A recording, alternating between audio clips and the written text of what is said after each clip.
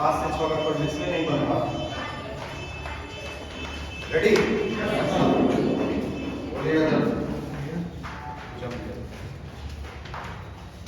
भारत माता की जय।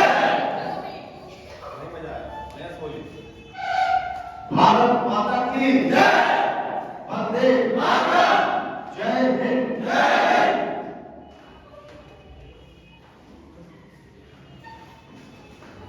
एकदम आराम से समझिएगा। पिछले क्लास का जो हम लोग एपिसोड काम किया उसको हम बताते हैं, काम में लाते हैं। याद है पिछले क्लास का सब बात? एक बार रिव्यू लगाए। आज पहला क्लास किसका? किसी का नहीं ना? फिर से रिव्यू लगा देते हैं, मतलब 5 मिनट में टोटल रिव्यू हम लोग के पास आ जाएगा। देखिएगा हम लोग बात किए थे, जो हम लोग का एपिसोड चल रहा था वो चल रहा था दैट इज द इकोनॉमिक्स। आराम से समझिएगा, जरा सा भी डायरेक्शन चेंज नहीं करना। इकोनॉमिक्स में हम लोग के पास की फैक्टर के रूप में, मतलब जो हम लोग के पास सबसे योजक सेक्शन था वो था हम लोग का पहला कंसेप्ट था किसका? बैंक। बैंक को किससे जोड़े थे? बोलिए। National market. नेशनल मार्केट को इंटरनेशनल मार्केट से जोड़ दिए। जिस दिन आपको ये अप्रोच आ गया कि बैंक को नेशनल मार्केट और नेशनल मार्केट को इंटरनेशनल मार्केट से जोड़ने का तरीका आ जाएगा, तो दिन समझिएगा आपका काम बहुत अच्छा होगा। यानी हर हाल में आपका अप्रोच का बैंक से नेशनल मार्केट और नेशनल मार्केट से इंटरनेशनल मार्केट, ये आपको जोड़ने सीखना है। अब इसको सीखने के लिए आपको सबसे पहले खाता किसका खोलना पड़ेगा? बैंक का। किसका खोलना पड़ेगा? बैंक। तो हम जब कल पढ़ा रहे थे आप लोग को तो बोले थे ना कि किसी भी बाजार व्यवस्था का, किसी भी कोई भी मार्केट सिस्टम का जो बैकबोन है वो कौन? बैंक है। अगर बैंक का स्थिति खराब होगा तो मार्केट का स्थिति खराब होगा। यानी हर हाल में बैंक कैसा रहना चाहिए? मजबूत। तो हम बोले थे कि बैंक को ठीक करने के लिए हम लोग के पास दो कंसेप्ट, एक को हम लोग बोलते हैं एक्सटर्नल और एक को बोलेंगे इंटरनल। ठीक है? बहुत ज्यादा अंग्रेजी नहीं लिख रहे हैं तो सीधा मतलब एक्सटर्नल मतलब बाहरी, इंटरनल मतलब अंदर का। बोलता है बैंक को समझने के लिए एक्सटर्नल और इंटरनल। तो इंटरनल क्या करेगा? बैंक को बैलेंस करेगा और एक्सटर्नल जाकर के किसके साथ कोऑर्डिनेट करेगा? नेशनल मार्केट के साथ। यही करेगा। तो याद होगा आप लोग को बताए थे कि अगर हम लोग के पास अप्रोच खुला है, ध्यान देना है कि अगर बैंक का अप्रोच खुला है तो हम लोगों ने कहा था कि बैंक के ऊपर कोऑर्डिनेशन का काम कौन कर रहा है? बताए थे कि नहीं? बोले थे कि एकदम 5-10 मिनट में सब क्लियर कर लेते हैं। बैंक पर कंट्रोल कौन कर रहा था? जिसको हम लोग बोलते हैं रिजर्व बैंक ऑफ इंडिया। ध्यान रखिएगा, एकदम कंसेप्ट जितना अच्छा कर लीजिएगा। हमारे पढ़ाने के तरीके में पहला है कंसेप्ट, तब है डिस्कशन और बाद में हम ऑब्जेक्टिव। यही कंसेप्ट आप लोग पढ़ाएंगे। सबसे पहले आपको कंसेप्ट देंगे, लिखने के आए ठीक है, पूछा पूछी हम लोग कर लेते हैं। कल जो पूछे थे आज हम लोग पूछा पूछी कर लेते हैं। 10 क्वेश्चन पूछ लिए, बहुत अच्छा, 1 नंबर जवाब है, जा सकते हैं। और कल वही क्वेश्चन को घुमा के मुझे बताइए नहीं पा रहा। आप जिस चीज को पढ़िए ना उसमें आपका एकदम परफेक्ट कंसेप्ट होना चाहिए। मतलब कोई पूछे तो आप बोर्ड पर आकर उसको बताने लायक रहिए। इन एक क्वेश्चन, हाँ option A B C D E है। अच्छा उसमें ऑप्शन में पहला लेटर बोलो तो पहला लेटर गौर। अच्छा नहीं, अंतिम वाला लेटर बोलो, अंतिम लेटर गौर का। अच्छा बीच वाला बोल रहे तो बोलिए तो ना, पहला लेटर, अंतिम लेटर, बीच लेटर से क्या फायदा नहीं है। तो बेसिकली अगर सही माने में आपको सब्जेक्ट को बहुत सुधारना है, बहुत अच्छा अप्रोच करना है, तो आपको सबसे पहले कंसेप्ट अच्छा करना पड़ेगा, फिर उस पर डिस्कशन करना पड़ेगा और बाद में ऑब्जेक्टिव। हम लोग क्या करते हैं गलती कि जीएस जो पढ़ने वाले बच्चे होते हैं सबसे पहले ऑब्जेक्टिव ही पढ़ लेते हैं। अब दिक्कत क्या होता है कि रटने का तो समय में हम रट लेते हैं, तो रटने का वैलिडिटी आपके पास कितना दिन का रहेगा? 5 दिन। 5 दिन के बाद छठा दिन कंसेप्ट ही काम देगा। इसलिए कंसेप्ट का कोई आज तक विकल्प नहीं निकला। तो ध्यान रखना है कि बैंक को कंट्रोल करने के लिए कौन है? आरबीआई। तो आरबीआई बड़ा भाई है कि नहीं? है कि नहीं? बताए थे ना। और किसको कंट्रोल कर रहा है? बैंक को। बैंक को नियंत्रित कर रहा है। तो हम बोले थे आपको कि ये आरबीआई 1934 के एक्ट के तहत इसका क्या हुआ था? स्थापना हुआ था। यानी 1934 एक्ट के तहत किसका स्थापना हुआ था? आरबीआई। और इन 1934 के एक्ट में तारीख था 1 अप्रैल 1935 इसकी स्थापना हुई, लेकिन बाद में 1 जनवरी 1949 को ये क्या हो गया, इसका राष्ट्रीयकरण। 3 क्वेश्चन बनता है। आरबीआई ने 1934 का एक्ट काम किया, इसके तहत आरबीआई की स्थापना होती है। आरबीआई 1 अप्रैल 1935 को आता है सिस्टम में, और 1 जनवरी 1949 को ये क्या होता है, कंप्लीट नेशनलाइज हो जाता है। जब ये आरबीआई 1934 का एक्ट नहीं आया था, तो इससे पहले एसबीआई जो कभी किस बैंक के रूप में काम कर रही थी, इंपीरियल बैंक के रूप में। कौन सा बैंक है, इंपीरियल बैंक के रूप में काम कर रही थी। यही इंपीरियल बैंक के रूप में एसबीआई काम करती थी, जो कंट्रोल का काम कर रही थी। यानी हम कह सकते हैं कि आरबीआई के पहले सभी बैंकों पर अगर कोई कंट्रोल का काम कर रहा था तो कौन, इंपीरियल बैंक यही कर रहा था। अब समझिएगा कि हम बोले थे कि बैंक को कंट्रोल एंड प्रोटेक्ट करने के लिए कौन, आरबीआई। तो हम कहते हैं कि अगर बैंक का दशा ठीक रहेगा तो मार्केट ठीक रहेगा, और मार्केट में दशा इसका खराब रहेगा तो मार्केट का स्थिति बुरा रहेगा। तो हम बोले थे कि अगर चाहते हैं कि बाजार में लिक्विडिटी मतलब तो बताइए, तरलता। लिक्विडिटी का मतलब होता है, ध्यान थोड़ा और कंफर्म कर देते हैं और बढ़िया से बता देते हैं। लिक्विडिटी का मतलब होता है कि हमारे पॉकेट में जो पैसा है ना, उस पैसा का नाम है M1।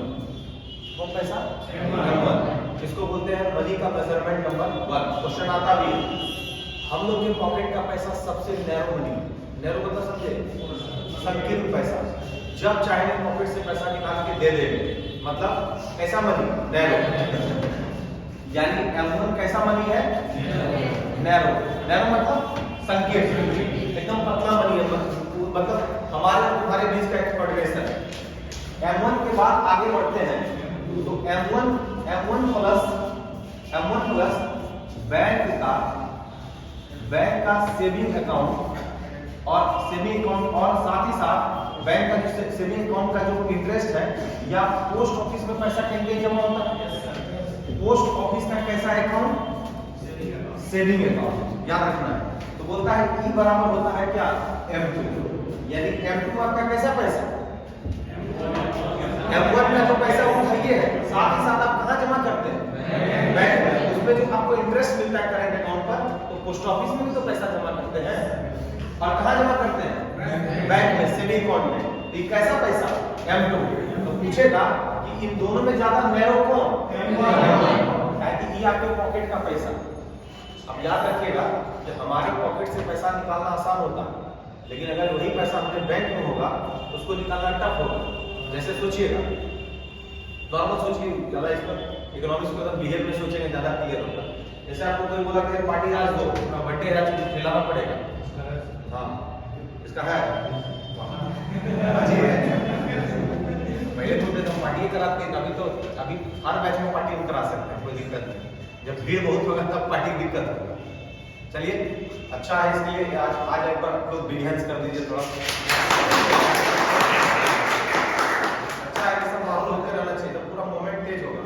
अब बाद में तो हम खुद भी पार्टी के शौकीन हैं, यहाँ खूब चलते रहे। अब देखिएगा कि एकदम हम लोग इसमें एकदम रमे रहे। आप अभी इसमें ना, अभी चूंकि शुरुआत है, अभी क्या कि जब हम डिलीवर कर रहे हैं, कुछ पढ़ा रहे हैं ना आप लोग को, तो अपना ही बच्चा नहीं, सब बच्चा जो हमको कोई 360 डिग्री लगा के देख रहा है, कोई 180 से देख रहा है। देखिए, बनता तो है कि बहुत दिनों के बाद अगर एंट्री हुआ है, तो निश्चित तौर पर एक उसके दिमाग में चल रहा होगा कि क्या सही है, क्या गलत है। इकोनॉमिक्स पढ़ा बड़ा खाली अंग्रेजी लिखते हैं, अभी हिंदी बोल भी नहीं रहे। तो भाई ये सब आप मत सोचिए। आप यहाँ आए हैं ना, हम आपको अंग्रेजी हिंदी पढ़ाने नहीं लाए, हम आपको जीएस में मास्टर बना लेना है। मतलब आपका जीएस का जब कभी आपको बाजार में छोड़ देंगे, घर पे किसी सेंटर पे छोड़ देंगे, और किसी जीएस वाले जो पढ़ा हुआ बच्चा होगा, जो इकोनॉमिक्स पढ़ लिया होगा, वहां पे आपको बिठाएंगे, तो आपका लेवल किसी यूपीएससी एस्पायरेंट से कम नहीं होगा। जो आईएएस का तैयारी दिल्ली में बाजीराव में कर रहा होगा, अगर उससे कंसेप्ट 1 इंच भी हिल गया तो समझ जाएंगे कि हमारे द्वारा किया गया क्या कमजोर हो। हिलने एकदम नहीं थे। ये विश्वास के साथ आपको पढ़िएगा कि आने वाले वक्त में दिल्ली में 1,65,000 जाके फी दे दे, लेकिन अगर आपसे भारी पड़ गया, उसी दिन एनएस राजपूत की हार हो गई। और हमको हार बर्दाश्त नहीं, क्रिकेट में हारने लगते थे, विकेट उखाड़ के घर चल जाते। याद रखिएगा, लगता था कि हार जाएंगे, लगता था कि 12 बॉल पर 2 रन बनाइए देगा, हम बोलते थे हमारा मन नहीं है। तो बोला गजब बात है, लेकिन अब हम हार गए, लिखवाता।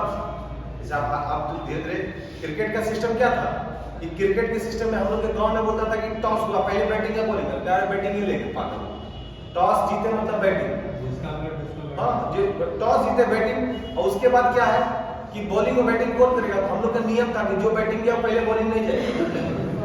हम लोग क्या बैट्समैन और बॉलर नहीं होता, हाँ तुम बोला कि तुम बैटिंग किया है ना, हाँ ओपनिंग किया था ना, हाँ बॉलिंग तुमको नहीं मिलेगा। अरे अच्छा बॉलिंग करते हैं, मिडिल करेगा, बैटिंगो करेगा, बॉलिंगो करेगा। और एक आध लड़का रहता है बेचारा थर्ड मैन वाला काम करता है, और थर्ड मैन अक्सर जो है नदी से बॉल लाने वाला लड़का है, वो थर्ड मैन में खड़ा रहेगा, उसका काम है पीठ पे झाड़ू देना। और थर्ड मैन नाम भी खराब है ना, हम किस में जाएंगे? थर्ड मैन, जबकि आपको पता होना चाहिए सबसे ज्यादा चौका वही बचाता है पीछे, कौन? थर्ड मैन, लेकिन उसका नाम भी रख दिया टाइप का थर्ड मैन का दिया गया। तो ध्यान रखना है कि हम जिस चीज को यहाँ पर स्थापित करने आए ना, उसके स्थापना में आप ये मत सोचिए कौन दिल्ली में पढ़ा, कौन कहाँ पढ़ा। और दिल्ली से ज्यादा चीजों का समावेशन जिस तरह से आप वहाँ पढ़ते हैं ना, उससे कम यहाँ माहौल आप रेडी नहीं किए। लेकिन अभी शुरुआत इनिशिएशन फेज है, इस इनिशिएशन फेज में आपको हमको उसी तरह तैयार करना है, और आपको भीड़ में खड़ा कर देंगे और बोलेंगे कि अगर इकोनॉमिक्स में तुम लोग का कंसेप्ट है तो जरा इससे बच्चा से बात करो। हम चाहते हैं कि आप हर एक बच्चा के पास एक कलम में ताकत हो कि जब भी किसी इस तरह का चीज पर बात हो तो आप लोग बोर्ड पर आकर बताना शुरू कर दें। इसको बोलते हैं कंसेप्ट। ये नहीं पूछो हाँ एक क्वेश्चन बताओ कि कौन ऐसा शासक था जो बीच सभा में दौड़ते रहता था, कौन ऐसा शासक था जो साड़ी पहन के दौड़ते रहता था। फालतू क्वेश्चन पढ़ाने के लिए नहीं लाए, या ऐसा क्वेश्चन पढ़ाने नहीं ला रहे हैं आजाद शत्रु रथ मूसल लेकर दौड़ रहा था, आगे आगे राजा भाग रहा था, मारा एक भाग, खून गिर रहा था, तब पढ़ा रहा है, लग रहा है कि सीरियल बना रहा। ये पढ़ाई नहीं है बाबू, ये तब पता चलेगा जब एग्जामिनेशन हॉल में आप बैठिएगा और एग्जाम में क्वेश्चन को देखिएगा, लगेगा हाँ हम सही जगह से सही डायरेक्शन पर पढ़ रहे हैं। ये भीड़ आपको जरूर कम लग रहा होगा। फिर से हम आपको रोज बोल रहे हैं, तीसरे चौथा क्लास में बोल रहे हैं, ये जमात गिन लीजिएगा, आने वाले वक्त में एक महीने में जमात का पूरा मोमेंट तेज रहेगा। जो हमारा ही आवाज हमको सुनाई पड़ रहा है, कल हमारा ही आवाज हमको सुनाई नहीं पड़ेगा, क्योंकि हमारा आवाज सुनने के लिए यहाँ लोग बैठा रहेगा और ये काम शुरू करेंगे। लेकिन आपको सबसे पहले तैयार करके इस मार्केट में छोड़ेंगे। आप बताइएगा लोगों को इकोनॉमिक्स का मर्म क्या है, इकोनॉमिक्स का आत्मा किसको बोलते हैं, वही समझाएं। समझिएगा, measurement of the work, measurement एवं मनी कैसा मनी, कैसा मनी, आपके पॉकेट का मनी, कैसा मनी। तो जब आपको खर्चा करने बोलेंगे तो आप पॉकेट में पैसा रहेगा तो तुरंत एक्सपेंस कीजिएगा ना, तुरंत खर्च कीजिएगा। और हम बोलेंगे कि सुनो ना पैसा है, हाँ है, कहाँ है, बैंक में। तो कब जाओगे? सोमवार को। अक्सर बैंक लोग सोमवार को जाना चाहते हैं, तो सोमवार को जब पैसा निकालेगा तो M2 के पैसे को निकालने में लेट लगेगा कि नहीं लगेगा ना। तो इसका मतलब है कि सबसे पहले खर्च होने वाला पैसा कौन, M2 खर्च होने में क्या लगेगा, टाइम लगेगा। आपसे कोई पूछेगा कि अगर M1 प्लस बैंक में सेविंग अकाउंट में पैसा डालते हैं या पोस्ट ऑफिस के सेविंग अकाउंट में डालते हैं, तो सेविंग का जो पैसा है इसका मतलब आपके पैसा को किसी न किसी इंडस्ट्री में लगाया जा रहा है। आप बैंक में जब पैसा जमा करते हैं तो बैंक अपने पास पैसा नहीं रखती है, बैंक उसको तोड़ तोड़ करके म्यूचुअल फंड में लगाती है, बैंक उसको तोड़ तोड़ के कहाँ लगाती है, इंडस्ट्री में। और इंडस्ट्री से जो फायदा आता है उसके बदले में आपको क्या देती है, इंटरेस्ट। तो आप बताइएगा कि आपके पैसा का प्रयोग कौन कर रही है, बैंक। और इससे सिर्फ हम लाभान्वित हो रहे हैं कि लोग लाभान्वित हो रहे हैं, लोग। आपका जो पॉकेट का पैसा था, इसका पॉकेट का पैसा इसको मदद किया, लेकिन इसका पॉकेट का पैसा अगर बैंक में हम जमा कर दिए तो वो 2 दिन के बाद 10 लोगों को मदद कर दिया, 20 दिन के बाद 50 लोगों को मदद कर दिया। समझ में आ रहा है? इसका मतलब बताइएगा कि M1 नैरो या M2 नैरो, M1 से M2 ब्रॉड है कि नहीं, ब्रॉड है। पूछेगा ना कि ब्रॉड मनी कौन है, M2। और M1 कैसा मनी है, नैरो। ब्रॉड मतलब फैला हुआ, नैरो मतलब एकदम बाइलिंगुअल समझिएगा, दोनों शुद्ध हिंदी है, पढ़ने की जरूरत नहीं, दोनों बताएं। नैरो मतलब सिकुड़ा हुआ, ब्रॉड मतलब फैला हुआ। तो पूछेगा कि M1 M2 के कंपैरिजन में M1 ज्यादा नैरो या कम, ज्यादा नैरो, और M2 से ज्यादा क्या, ब्रॉड। अब बोलता है ध्यान दीजिएगा, अब बोलता है कि ये चीज को लाने के बाद एक कंसेप्ट आता है हम लोग के पास M3। कौन आता है? M3। M3 बोलता है कि जो ऊपर से M2 आया प्लस टोटल एसेट्स किसका? Total assets of bank. किसका टोटल एसेट्स? बैंक का। मतलब कहने का मतलब है कि टोटल एसेट्स में सिर्फ और सिर्फ जोड़ा गया किसको? एफडी को। तो बताइएगा जो एफडी को आप करते हैं जमा तो लंबे समय के कम समय के एफडी आप करते हैं तो आप 1 साल 2 साल 3 साल 21 दिन इसी तरह करते हैं ना। तो आप बताइए कम से कम 21 दिन का, 7 दिन, कम से कम 7 दिन और उसका दूसरे में 21 दिन का। तो पूछा जाएगा कि जो एफडी है ये एफडी का पैसा फिक्स होगा लंबे समय के लिए। तो आप बताइएगा कि अगर आप कम से कम 7 दिन के लिए किए हैं एफडी या 21 दिन के लिए किए हैं, 1 साल के लिए किए हैं, तो ये 1 साल के दौरान कि ज्यादा आपके पैसे का यूज कर लेगा शेयर मार्केट में, बैंक नहीं कर लेंगे, तो आपको ज्यादा इंटरेस्ट देगी या कम? ज्यादा। तो बताइएगा कि M2 से जितना आदमी को फायदा हुआ था उससे ज्यादा M3 वाले पैसे से होगा कि नहीं? होगा ना। अब इसको नॉर्मल समझिएगा, तो भाषा किताब वाला बता है। हमारे यहाँ देखते हो कुछ आदमी होता है ना जिसको हम लोग बोलते हैं तनख्वाह मिलता है और बोलते हैं उसको दरमाहा मिलता है, जिसको हम लोग बोलते हैं पेमेंट मिलता है। तो हमारे यहाँ कुछ ऐसे आदमी होते हैं जिसका टारगेट रहता है कि जो दरमाहा आपको मिला, जो तनख्वाह मिला उसको छूना नहीं, इधरे से कुछ काम चलाना। आपको सरकार जो तनख्वाह देती है ध्यान रखिएगा खर्च करने के लिए देती है। क्या करने के लिए देती है? खर्च। और आप क्या करते हैं? अपने अकाउंट में उसको संजोग के रखते हैं और 10-12 महीना के बाद रोज लेके जाते हैं अपना पासबुक और उसमें खाली देखते हैं कितना इंटरेस्ट आ रहा है। समझ रहे हैं ना? उसको बड़ा मजा आता है। कुछ देखिएगा बुजुर्ग आदमी को रोज जाएगा हर सोमवार को लगाइए जरा से हाँ 1,32,300 रुपये 300 रुपये आया बढ़ा, सुकून मिल गया। खाना खाए रास्ता में नहीं खाए, घर में आकर को चैन से नींद मिल रहा है। फिर 1 सप्ताह बाद गया अभी 22 रुपया बढ़ पाया। हर दिन उसका काम है।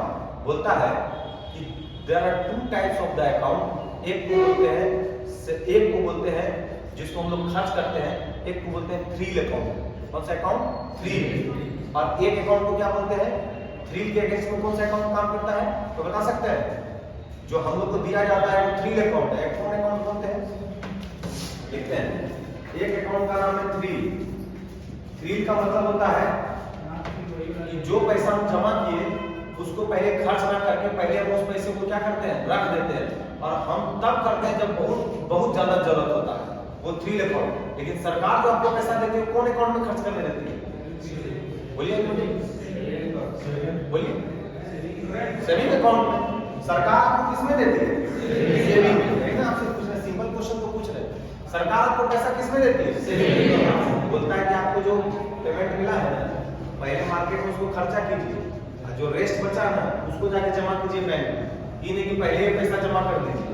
तो खर्चा कब कीजिएगा? सरकार आपको देती है क्या?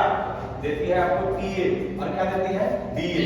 डीए मतलब ट्रांसपोर्ट अलाउंस और डीए मतलब ड्राइवरलेस अलाउंस मतलब महंगाई भत्ता।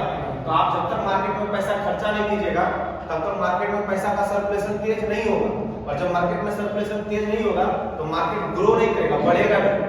तो आपको पैसा इसलिए तनख्वाह दिया जाता है कि आप मार्केट में क्या कीजिए? खरीदारी कीजिए।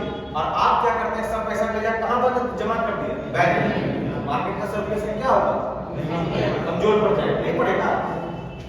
जैसे तुमको 100 रुपए दिए और 100 रुपए तुम ले जाकर के अलमीरा बांध करके 3-4 चाबी लगा दी, ठीक है? जैसे ध्यान रखिएगा अक्सर दीपावली के समय में या किसी फंक्शन के समय में महिलाएं जो है सोना का ऑर्नामेंट्स खरीद लेती है और उसको क्या करती है? अपने घर में ताला बंद करके रखती है और दीपावली के दिन उसमें अगरबत्ती लगाती है। तो जो सोना का सामान खरीदा गया क्या मार्केट में परफॉर्म कर रहा है? बताइए ना, परफॉर्म कर रहा है। लेकिन हम अगर पैसा 500 रुपए जाके कोई सामान खरीदेंगे तो मेरा पैसा मार्केट में परफॉर्म कर रहा है कि नहीं? और जब परफॉर्म करेगा तो कोई सामान को खरीदेंगे तो जो मैन्युफैक्चरर उसको लाभ होगा, जो रिटेलर है उसको लाभ होगा, सरकार को जीएसटी के रूप में लाभ होगा, जीएसटी जाएगा तो सरकार फिर नई चीजों को बनाने के लिए एक्टिव होगी। इसका मतलब होता है कि मार्केट में हमेशा सर्कुलेशन ऑफ द क्या होना चाहिए? मनी। पैसा बोलता है मनी बिगेट्स मनी। पैसा पैसा को कमाता है। किसको कमाएगा? पैसा। तो ध्यान रखना है कि मार्केट में सर्कुलेशन जरूरी है, तो बोलता है थ्री अकाउंट कौन है? सेविंग। बोलता है थ्री अकाउंट वो अकाउंट जिसमें हम पहले खर्चा ना करके पहले जमा कर देते हैं। थ्री अकाउंट वो अकाउंट जिसमें खर्चा ना करके पहले क्या करते हैं? जमा कर देते हैं। कौन अकाउंट करेगा? हम लोग को कौन अकाउंट होना चाहिए? हम पहले खर्चा करेंगे और जो रेस्ट पैसा बचेगा उसको कहाँ जमा कर देंगे? Saving account. याद रखना। और हम लोग को सरकार यही अकाउंट देती है, कौन सा? सेविंग। अब समझिएगा, पूछेगा कि सबसे नैरो मनी M1 से ज्यादा ब्रॉड M2 में कैसा पैसा रहेगा? Saving account. पोस्ट ऑफिस का सेविंग अकाउंट रहेगा ना? सेविंग अकाउंट किसका? बैंक का। और किसका? पोस्ट ऑफिस का। ठीक है। पूछेगा M3 में क्या रहेगा? फिक्स्ड डिपॉजिट FD रहेगा। तो पूछेगा इन तीनों में सबसे ज्यादा ब्रॉड कौन? इन तीनों में सबसे ज्यादा नैरो कौन? कौन? पूछेगा सेविंग अकाउंट किसमें शामिल? M2 में। फिक्स्ड डिपॉजिट किसमें शामिल? किसमें? M3। पूछेगा कि अगर M1 प्लस FD रहेगा, M1 प्लस अगर M2 प्लस FD रहेगा, इसका मतलब क्या समझेंगे? क्या चीज है?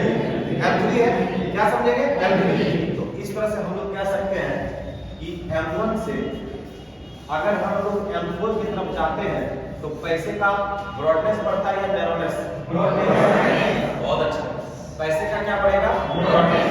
और M4 से M1 की तरफ जाएंगे तो नैरोनेस। क्या बढ़ेगा? हमारे पॉकेट का पैसा कैसा पैसा? M1 कैसा पैसा? हमारे पॉकेट का पैसा? हमारे बैंक में सेविंग अकाउंट का पैसा? हमारे बैंक में FD का पैसा? यहाँ तक कोई दिक्कत नहीं है, आप समझिए। अब यही सब क्वेश्चन को इकोनॉमिक्स में बड़ा लंबा पूछता है, बनाइएगा, सब बनेगा फटाफट।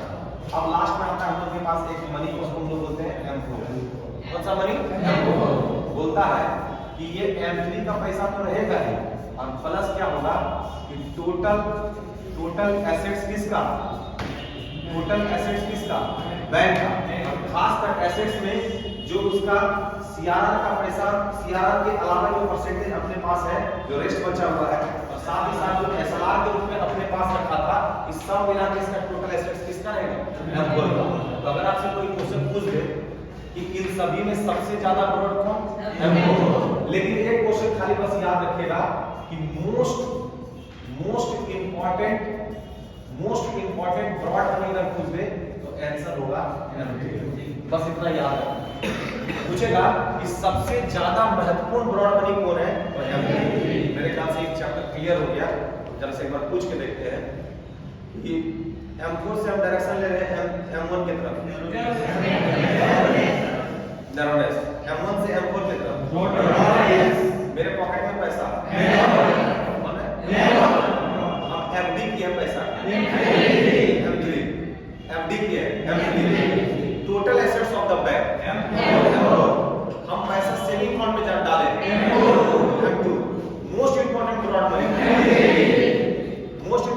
मनी, और इसमें से सबसे ज्यादा ब्रॉड, बहुत अच्छा, सबसे ज्यादा ब्रॉड और most important broad saving account का मनी M2। और हमारे पॉकेट का पैसा, नैरो या ब्रॉड? हमारे पॉकेट के पैसा के बाद सेविंग नैरो या ब्रॉड? उससे ज्यादा M3 ब्रॉड, उससे ज्यादा M4 ब्रॉड। इसको हम लोग बोलते हैं, चैप्टर का नाम है, आप लोग को पढ़ना पड़ता है, लोग बहुत लंबे समय पढ़ाते हैं, इसको बोलते हैं मेजरमेंट ऑफ मनी। बहुत अच्छा, इसको बोलते हैं मुद्रा मापक। ये क्वेश्चन आता भी, टाइटल में जरा लिखिएगा, मेजरमेंट ऑफ मनी, मुद्रा के मापक। क्लियर हो गया ना? ये जिंदगी में कभी गलती नहीं होगा, सब खाली इसको रटने नहीं है, सब रटता है M1 क्लियर है। देखिएगा मेजरमेंट ऑफ मनी, हिंदी अंग्रेजी में कोई दिक्कत नहीं, पहले तो बोलेंगे, आदत अभी मेरे में है, धीरे धीरे एक आध सप्ताह छोड़िएगा तब हम यहाँ का आदत पकड़ लेंगे। अभी उधर से 6 घंटा पढ़ाया अंग्रेजी में तो पक्का है कि थोड़ा सा जुबान चढ़ा रहता है, धीरे धीरे उतारेंगे, लेकिन दोनों भाषा बोलेंगे। देखिएगा मेजरमेंट ऑफ मनी, मुद्रा के मापक।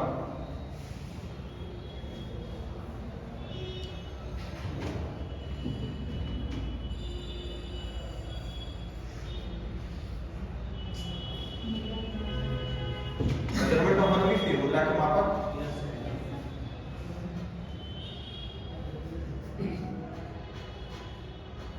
देखिएगा पहले समझिए।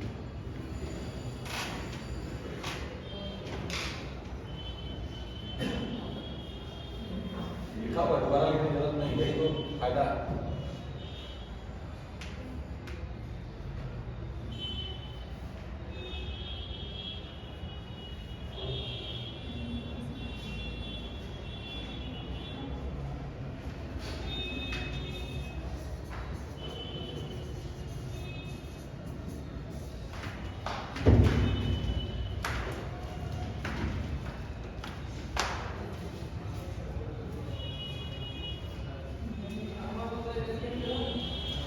M1 लिखने जा रहे हो, ठीक है, कैसा बन लोग का पॉकेट वाला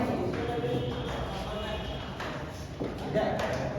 M2 में क्या होगा, M1 प्लस बैंक का सेविंग अकाउंट, पोस्ट ऑफिस का सेविंग अकाउंट, पूरा ठीक है।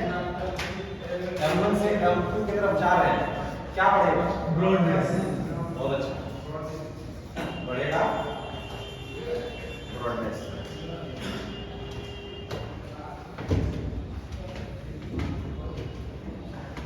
कुछ भाषा से ऐसा होता है, ऐसा किया जाता है, सब फालतू भाषा कितना 500 पन्ना भरने की जरूरत नहीं है, टेक्निकल चीज पकड़ लेते हैं, सब क्वेश्चन खटाखट लेते हैं।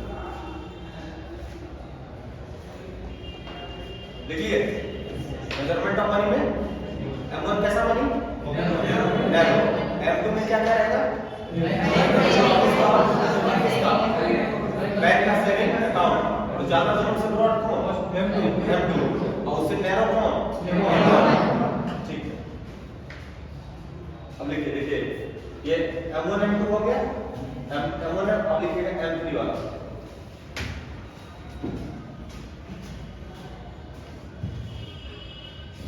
कि टोटल एसेट्स इसमें मत लिखिएगा, M2 प्लस FD लिख लीजिएगा, टोटल एसेट्स नीचे जाएगा, M2 प्लस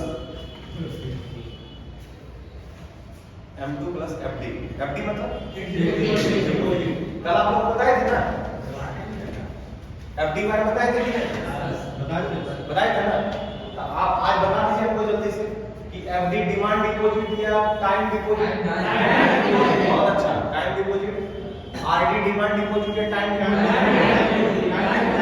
डिपॉजिट, सेविंग जो हम लोग करंट अकाउंट खोलते हैं वो टाइम डिपॉजिट या डिमांड डिपॉजिट, सेविंग डिमांड, तो सेविंग में कौन कौन, करंट और सॉरी टाइम पे कौन कौन, टाइम पे कौन कौन, डिमांड में कौन कौन, कासा। तो पूछेगा कि इन दोनों को मिला के हम लोग क्या बोलते हैं, बहुत अच्छा, एनडीटीआर, क्या बोलते हैं, full form of NDTR, demand time liability, net demand time, इसका परसेंटेज किसको चला जाता है, बहुत अच्छा, किसको जाता है, क्या बदले में आपके परसेंटेज दे दिए, इसको क्या कहते हैं, बहुत अच्छा, एकदम कंफर्म, समझ रहा है ना, बढ़िया एकदम कंसेप्ट का, कहीं से हम लिंक लेंगे तुम लोग लिंक पकड़ा दोगे, यही इसको बोलते हैं इकोनॉमिक्स। इकोनॉमिक्स ही नहीं कि आइए लिखिए मान किलो चलो की मान, बाद में पढ़ाएंगे, बहुत मान की तरह है, ये सब पढ़ाएंगे तो करता आएगा, मान किलो चलो की मान, यही सब सबको पता रहता है कि लोच की मांग और मान की लोच क्या है, सब फालतू है, पहले बिहेवियर इकोनॉमिक्स को ठीक कर लेते हैं। कोई दिक्कत है क्या, सीआरआर समझ पा रहे हैं, सीआरआर में किसको परसेंटेज देते हैं, बदले मार के देता है, कुछ नहीं देता है, बताए थे ना, बदले मार के नहीं देता है, तो सीआरआर को हम कैश रेशियो बोलते हैं, और एनडीटीआर में डी का मतलब, डी का मतलब, डी और टी दोनों आएगा कहां से, एक कासा से आएगा और एक एफडी और आरडी से, जो कासा से आएगा वो टी है या डी है, और टी वाला कौन है, एफडी और आरडी, इसका परसेंटेज किसको जाएगा, बताए थे ना आप लोग को, M3 में कैसा पैसा रहेगा, एफडी वाला सर्टेन टाइम के लिए रहेगा, कम से कम 7 दिन तो रहेगा ही, तो 7 दिन रहेगा तो ज्यादा आपको फायदा करेगा या कम, ऐसे समझिएगा, इसको ऐसे समझिएगा और कंफ्यूजन हो जाएगा, इससे समझिएगा कि मान लीजिए मेरे पास 100 रुपया है, ठीक है, हमको 100 रुपया दिए, हम जा करके किसी दुकानदार को 100 रुपया दे करके 4 आदमी मिलके 25-25 रुपया में मतलब चाट खा ली, ठीक है, किसको दे दी, दुकानदार, दुकानदार वो पैसा लेकर के रिटेल मार्केट के पास गया और कल जाके चना मटर जो भी खरीदेगा वो खरीदेगा। तो हमारा पैसा कैसे सर्कुलेट कर रहा है? ऐसे कर रहा है। कैसा पैसा था? पॉकेट का। उसके बाद हम क्या किए, दूसरे दिन उस 100 रुपया को ले जाकर के हम सेविंग अकाउंट में डाल दें। बैंक को यह पता नहीं कि पैसा कब निकालेगा, बैंक को पता नहीं है। बैंक क्या कि मेरे पैसे को उठा करके इंडस्ट्री के फ्रेमवर्क में म्यूचुअल फंड में पैसा को लगा दिया। अपना सोचेगा कि हाँ सर 100 रुपये हमारा लगाएगा, 200-300 करोड़ कुछ ही रहा है 100 रुपया, आप ही का 100 रुपया जोड़ जोड़ के 300 करोड़ बनता है। याद रखना है, आप 1 रुपया बैंक में रखिए ना, वो लगाएगा। 100 रुपया लगाए, कहाँ लगा दिया? इंडस्ट्री में। आप इंडस्ट्री का मान लीजिए कोई एक्स नाम का इंडस्ट्री है, आप वो इंडस्ट्री अपना 300 करोड़ लगाया, तो पक्का है कि मार्केट में सरकार को क्या देगी? वो टैक्स। कौन टैक्स देगी? Corporate tax. कौन टैक्स देगी? निगम कर देगी।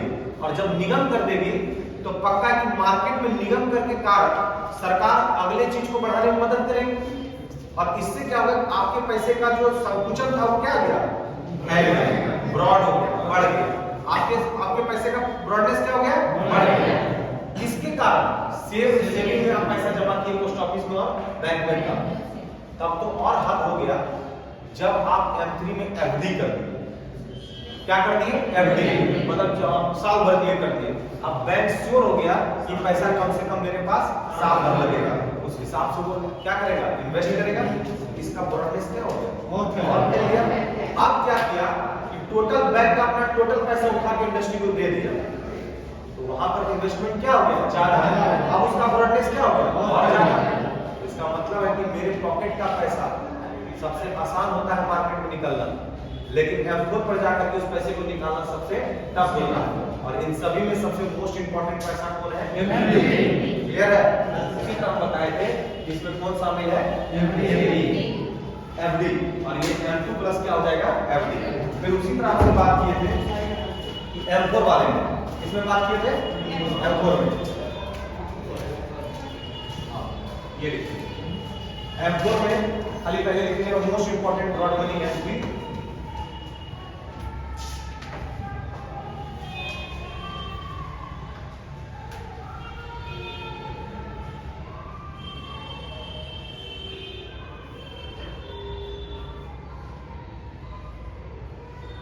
Most important broad money M3, M4 में लिखेगा M3 plus total assets of bank and post office. जिनको भी ये सब दिक्कत हो ना, अंग्रेजी हिंदी में जरूर हमसे बात कीजिएगा, घबराने की जरूरत नहीं है। बोलिएगा भोजपुरी भी लिखा दें, हाँ बोलिएगा तो बजिका भी लिखा दें, मैथिली भी लिखा दें, सब भाषा हमको आता है। मिथिला, हाँ मैथिली, मंगला, हाँ बंगला नहीं, बंगला गड़बड़ा जाए, बंगला बड़ी गोल गोल बोलता है। ये तो मेजरमेंट ऑफ मनी है। दूसरा बात,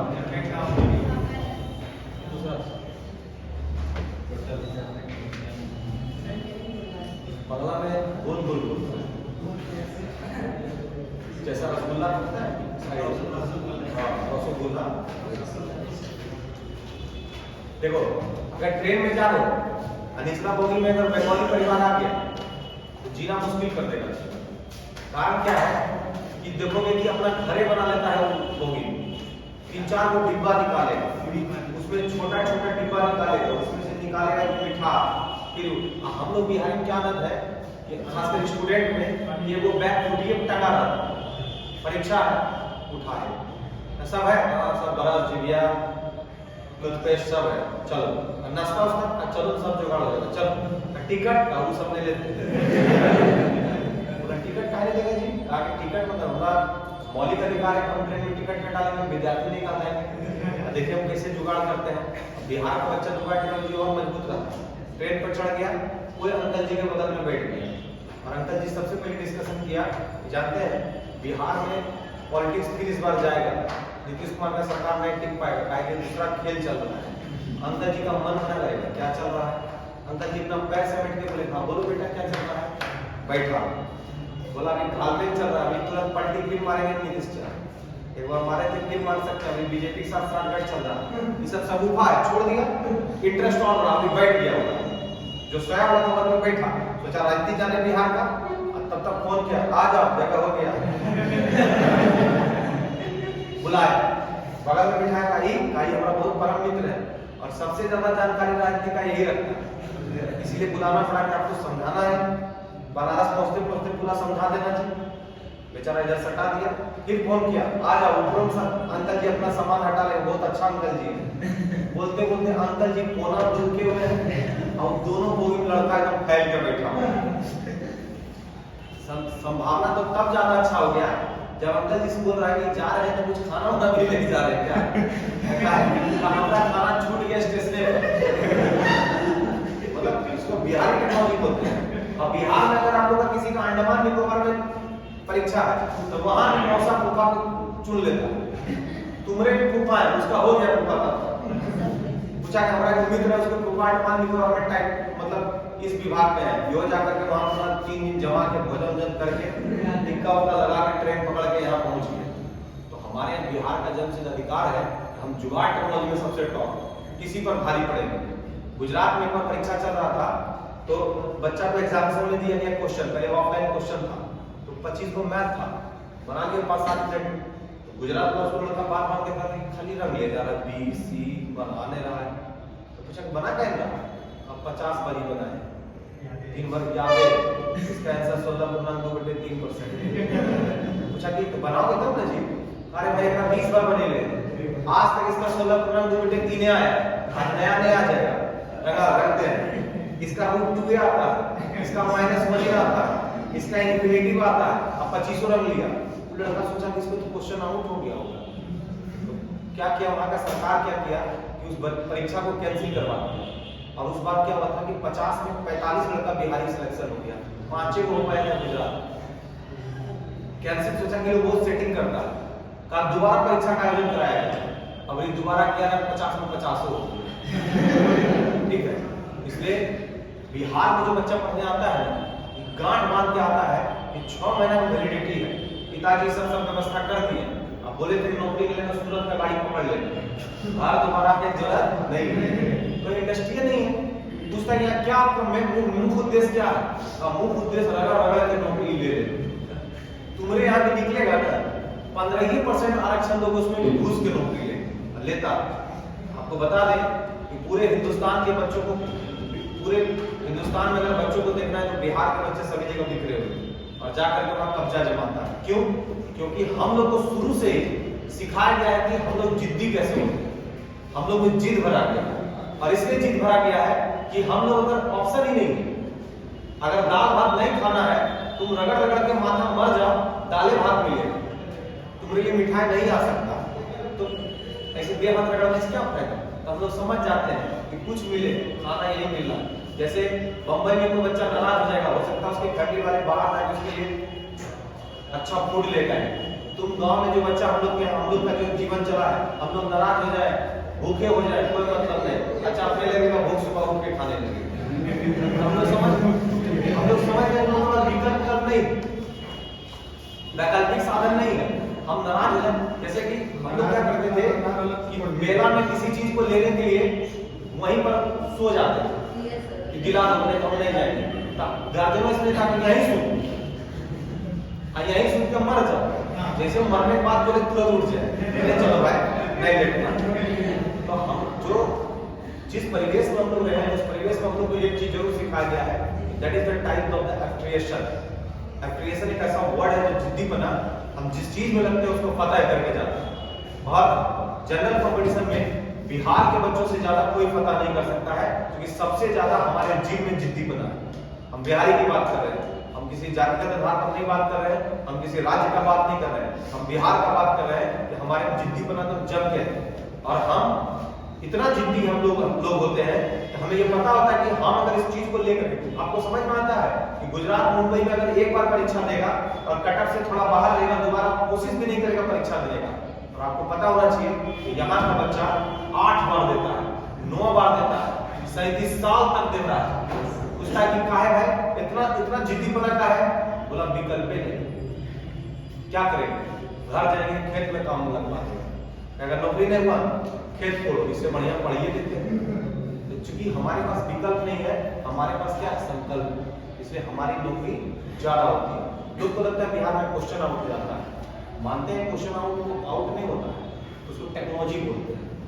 बिहार में आप लोग बैठ जाइएगा ना, पीछे वाला नहीं पहचाना है उसको भी पूछिएगा कि मैथ कितना अच्छा है कि नहीं, वो बोलेगा कि हमारा जीएस अच्छा, ठीक है तुमसे कोई बात नहीं, इससे पूछेगा मैथ अच्छा है कि नहीं, मैथ अच्छा, ठीक है हम दोनों गठबंधन होता और चलता, कोई नहीं बोल सकता कि नहीं चलता, दोनों गठबंधन कर लिया।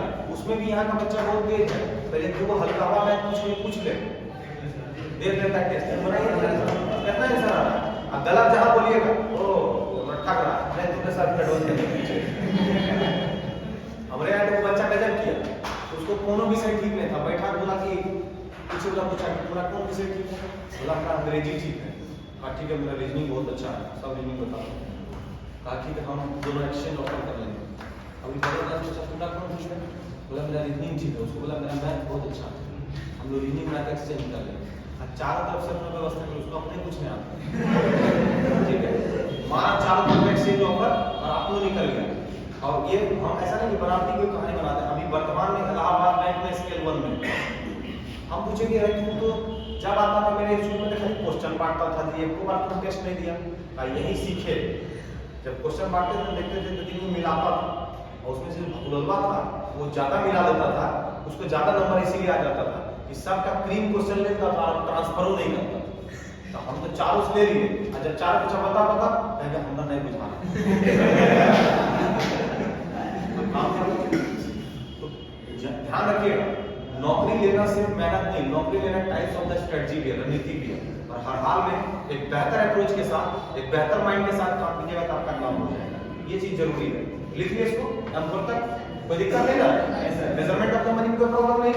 एक बार फिर से हम लोग काम कर लेते हैं, पूछ लेते हैं जरा सा बढ़िया से। पिछले क्लास में बोले थे RBI टॉप पे रहेगा, इसका छोटा भाई कौन, कमर्शियल बैंक नहीं, लंबे समय के लिए लोन लेगा कौन, कमर्शियल बैंक लंबे समय के लोन लेगा, यही सब लोग स्टार्ट करेंगे जब कमर्शियल बैंक RBI से लंबे समय के लोन लेगा, बदले में किसको, कौन रेट, कौन रेट बोलेंगे, और ये कैसा टर्म, ठीक है ना, कैसा टर्म, लंबे समय के लिए, लंबा अवधि के लिए, कौन रेट, बैंक रेट। फिर कैसे चलेंगे जब कमर्शियल बैंक RBI से शॉर्ट टर्म के लिए, ऐसा टर्म के लिए शॉर्ट टर्म, तो कौन सा रेट, बहुत अच्छा, कौन सा रेट, रेपो रेट। बताया था आपको जब कमर्शियल बैंक RBI से शॉर्ट टर्म के लोन ले और बदले में कमर्शियल बैंक RBI को कुछ परसेंटेज देते, कौन सा रेट। फिर बोले थे कि जब कमर्शियल बैंक RBI से वेरी शॉर्ट टर्म, ऐसा टर्म वेरी शॉर्ट टर्म, जब वेरी शॉर्ट टर्म कीजिएगा इसको बोलेंगे MSF, क्या बोलेंगे MSF, मार्जिनल स्टैंडिंग फैसिलिटी, बताए थे मार्जिनल स्टैंडिंग फैसिलिटी। फिर बोले थे कि जब कमर्शियल बैंक के पास लिक्विडिटी हो जाए तेज और अपने पैसे को जमा कर दे किसके पास, RBI के पास, और वो कैसे टर्म के लिए, शॉर्ट टर्म के लिए, तो इसका नाम होगा रिवर्स रेपो रेट। कोई दिक्कत बताइए, नहीं ना, क्लियर होना चाहिए एकदम सब जुबान में ला देंगे, एक को परिभाषा नहीं लिखाएंगे, एक को आज केवल नोट्स दे दीजिएगा तो जीवन भर नहीं समझ पाएगा आपके नोट्स। कई अगर जीएस पढ़े हैं लोग नोट्स, अब मिलिएगा बाद में उससे, तुम्हारा नोट्स तुम ही समझ पाओगे, कोई नहीं समझेगा।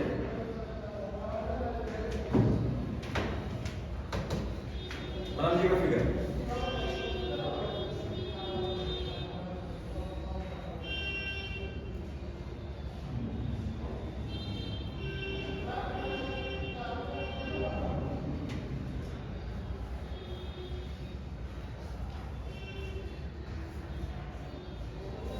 शॉर्ट टर्म में कितना ड्यूरेशन होता है, देखो ड्यूरेशन इसमें बोलना मुश्किल नहीं है, कारण है कि रिपर्चेज ऑप्शन ओवरनाइट रेट हो जाता है। अब एक दिन से कम वाला कोई चीज है तो हम बोलते ही नहीं, बोलेंगे तो गलत कंसेप्ट। हाँ नहीं, वो इसलिए बोलते ही नहीं।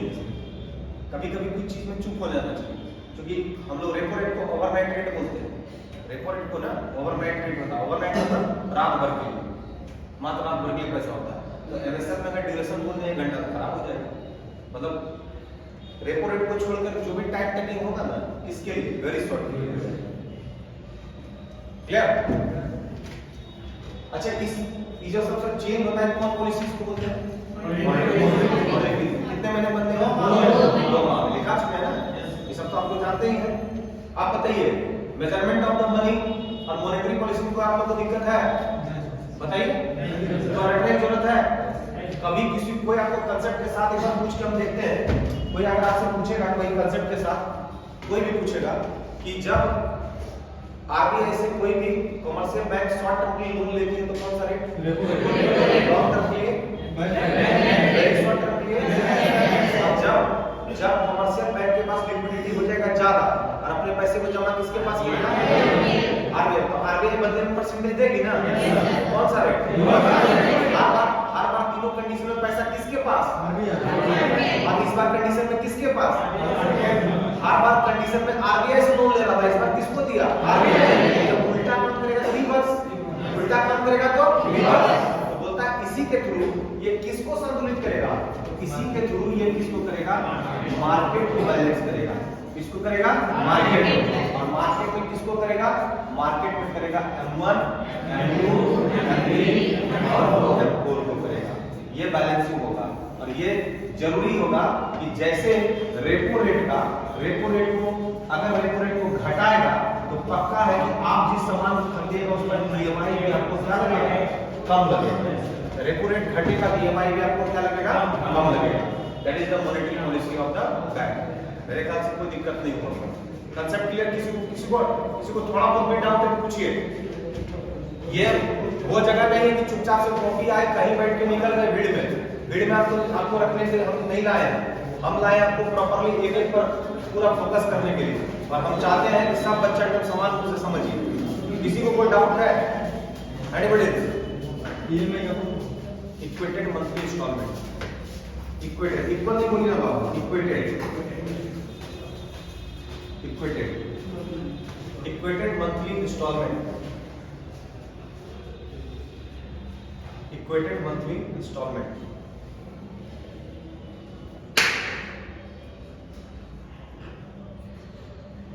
क्लियर? कोई डाउट? खुल के बोलो, कोई दिक्कत नहीं। एक बार इसी तरह हम पूछ रहे थे, समझे? हम 5-7 बार पूछे, कोई डाउट। एक लड़का चुपचाप हमको देख रहा था, सोचा कि हमने बोलेंगे ना तो सर बोलेगा कि हम बोका, हमको कुछ समझ में ना आया इसलिए नहीं पूछे। हम पूछ ही लेते। बोला सर जो बताए एक बार फिर से बता दीजिएगा। अरे यार 1 घंटा से बता रहे थे, अभी 1 घंटा फिर बोला कि हाँ सर समझ गया, जो पहले बताए थे ना जरा एक बार फिर से बताइएगा। हम 1 घंटा उसको बता रहे थे, वही फिर से बता दीजिए। उसके बाद से हम 4-5 बार से ज्यादा नहीं बोलते, लेकिन वो खतरनाक लड़का रहता है, खड़ा होकर बोला 5-7 बार पूछेगा। तो डाउट है तो पक्का पूछो, इंडिविजुअल पूछो। ज्यादा हम एग्रेसिव हो गए, वही लड़का सोचा सर का एग्रेसिव उतार देते हैं, तो खड़ा हुआ। बोले कहाँ डाउट है? तब पूरे में तब पूरा क्या कहा? पूरा में कहा नहीं समझा? छोड़िए सर फिर से बताइए।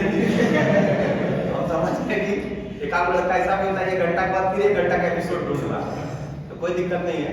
अभी लगातार चूंकि पूरा एनर्जी इसी क्लास में लगाना है, अभी बस आपको एक ट्रैक पर चढ़ा रहे हैं इकोनॉमिक्स का। हम दावा करते हैं ये टेस्ट वर्ड जो इकोनॉमिक्स का आपकी जीप पर चढ़ा देंगे। और आज तक जो आप इकोनॉमिक्स पढ़े होंगे ना, आपका इकोनॉमिक्स एक अलग जोन का हो। हम फिर से बोल रहे हैं, इसमें कुछ ऐसे एक्सपीरियंस होल्डर भी हैं जो बहुत सारे एग्जाम को निकाल रहे हैं। वैसे वैसे आपके साथ बच्चे बैठे हुए जो लगातार एग्जाम में 0.1, 0.5 से छट रहे हैं, इनको भी पता चलेगा कि इकोनॉमिक्स का मर्म क्या है। और अगर आप इस तरीके से पढ़ते हैं तो आपको यूपीएससी और बीपीएससी के लिए इकोनॉमिक्स के लिए नहीं सोचना। और ध्यान रखना कि हम ग्रुप डी, जीडी ये सब नहीं सोचते हैं। हम सीधा सोचते हैं कि अगर बच्चा मेरे पास इकोनॉमिक्स पढ़ा है तो पक्का पढ़ा है वो क्या? फाउंडेशन। क्या पढ़ा है? फाउंडेशन। और ये बच्चा उठ करके दिल्ली के बाजीराव में भी जाके बैठेगा, इसको सब बात समझ में आना चाहिए। हमारा काम कंप्लीट हो गया। हम इसलिए नहीं आए कि हम टके से खाजा वाला सिस्टम करने के लिए, सीधा सीधी अप्रोच करना है। और अभी क्योंकि अब तो आप लोग रिदम में आ रहे हैं, मतलब थोड़ा थोड़ा लिखाना भी शुरू करेगा। ध्यान रखिएगा, कभी मत सोचिए कि स्मार्ट बोर्ड है तो पीपीटी बना करके आप लोग का शोषण करेंगे, ये मत सोचिए। जैसे कुछ लोग क्या करते हैं कि पीपीटी बनाकर यहाँ लिख देते हैं और यहाँ बंद कर देते हैं, चुपचाप से खड़ा हो जाता है, बोलते हैं उतारिए। आपका समय लैप्स बिल्कुल नहीं करेंगे, कोई चीज उतारने की जरूरत नहीं। आपको यहाँ खड़ा होकर के राइट डाउन जो चीज होगा मटेरियल आपको लिखवाएंगे प्रॉपर, और हर एक पॉइंट पर यहाँ पर डिस्क्राइब करेंगे, ताकि आपका जब अपने से लिखा हुआ नोट्स और आपका खुद का डिस्क्रिप्शन दोनों मैच करेगा तो किसी भी क्वेश्चन में आपको कोई डाउट नहीं। यहाँ पर एक गलती चल रहा है इस मुसल्लपुर हाट में कि लोग लिखाने से वर्जित हो रहे हैं। और याद रखिएगा कि बीपीएससी किसी को मेंस में निकालना है तो 32 पन्ना उसको एग्जाम हॉल में 3 घंटा में लिखना पड़ेगा, और लिखने का आदत नहीं रहेगा तो कहाँ लिखिएगा। इसलिए हम चाहे तो सबका डेफिनेशन यहाँ खड़ा करके बोलेंगे, लेकिन एक बार डेफिनेशन बोलेंगे तो अपना भाषा कुछ और निकलेगा। एक बार बोलेंगे कि वह दर जिस दर पर शॉर्ट टर्म के लिए लोन लिया जाता है, फिर दोबारा कोई पूछा क्या बोले सर, तो बोलेंगे ऐसा रेट जिस रेट पर, तो दो बात ना हो जाएगा। इसलिए आपको सीधा सीधी जो राइट डाउन जो मेरा नोट्स होगा, जो एकदम प्रॉपर एनसीईआरटी होगा, वो आपको पहले लिखवाएंगे और उसके बाद एक एक पॉइंट पर डिलीवर करेंगे। उसके बाद आपका नोट्स रेडी, और एक दिन हम लोग पूरा रिवीजन बढ़िया से कर लेंगे, कोई दिक्कत नहीं। बस पढ़ना है फ्रेश एंड कूल, कोई प्रेशर लेकर नहीं पढ़ना है। हमारे क्लास में आइएगा, तनाव नहीं है, मुंह घुंचाक मत आइए। अगर कुछ दिक्कत हो जाए, इधर उधर लटपटा वाला चीज, उधरे मुंह अपना सीधा करके आइए, ऐसे करके मुंह करके नहीं, जैसे होता है ना मुंह घुंचा के सब बैठा हुआ है, पढ़ा रहे हैं, कुछ सोच रहा है कुछ, तो ऐसा बच्चा हमको नहीं चाहिए। एक आपको आता सब रूम का टेंशन लेगा, आज मूवमेंट को बता देंगे, रात में जेबे नहीं हमारा जो रोटी बनाना है जेबे नहीं करें, अपने आज समझ जाए। 3 दिन से कपड़े नहीं धोया। सबसे ज्यादा परेशानी पटना में रूमेटे से, और सबसे अभिन्न मित्र भी रूमेटे होते हैं। छोड़ दे 2 मिनट में छोड़, साथ ही निकलेंगे ज्यादा अच्छा है। इसलिए घबराने की जरूरत नहीं है। मंडे को हम बचाते हैं प्रॉपर तरीके से अपना काम, यानी मंडे टू फ्राइडे हम लोग का क्लास चलेगा, ठीक है, मंडे टू फ्राइडे। 2 दिन सैटरडे संडे रेस्ट कीजिए, कोई पकाने की जरूरत नहीं। फिर हम लोग मंडे को मिलते हैं प्रॉपर तरीके से।